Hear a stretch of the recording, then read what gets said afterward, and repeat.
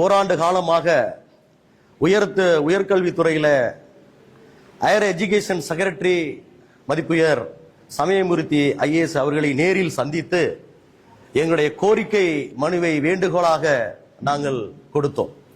அதைத் தொடர்ந்து உயர்கல்வித்துறை அமைச்சர் அவர்களிடம் ஒரு 5 முறை 6க்கும் மேற்பட்ட முறை நேரில் சந்தித்து எங்களுடைய கோரிக்கையை முன்வைத்தோம்.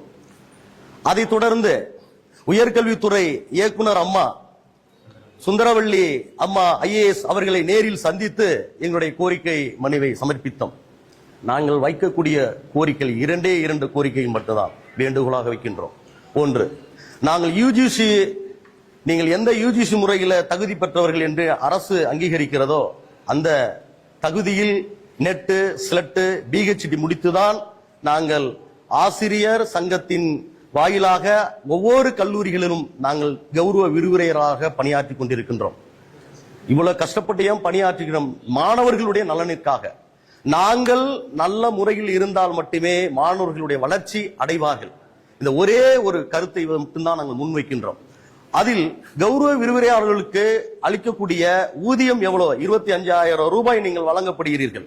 அதே PTIயில் கௌரவ விரிவுரையாக நாங்கள் பணியாற்றி கொண்டிருக்கின்ற எங்களுக்கு ஒரு முன்னுரிமை அடிப்படையில் வருகின்ற கல்வி ஆண்டில் எங்களையும் அந்த முன்னுரிமை அடிப்படையில் கௌரவ விரிவுரையாளராக அந்தந்த கல்லூரியில் பணி அமர்த்தி எங்களுக்கு பணி வேண்டும்.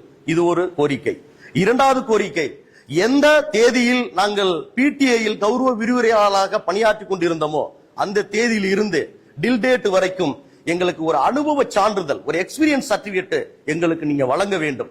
அந்த எக்ஸ்பீரியன்ஸ் சர்டிபிகேட் வருகின்ற அந்த நியமன தேர்வில் எங்களுக்கு அந்த எக்ஸ்பீரியன்ஸ் சர்டிபிகேட்டை நீங்கள் அங்கீகரிக்க வேண்டும். இந்த 2 கோரிக்கைகள் மட்டுமே தமிழ்நாடு அரசுக்கும் உயர்கல்வித்துறை அமைச்சருக்கும் ஹையர் எஜுகேஷன் செக்ரட்டரி அவர்களுக்கும் உயர்கல்வி இயக்குனர் அவர்களுக்கும் அம்மா அவர்களுக்கும் நாங்கள் வேண்டுகோளாக வைக்கின்றோம். இதுதான் எங்களுடைய கோரிக்கை.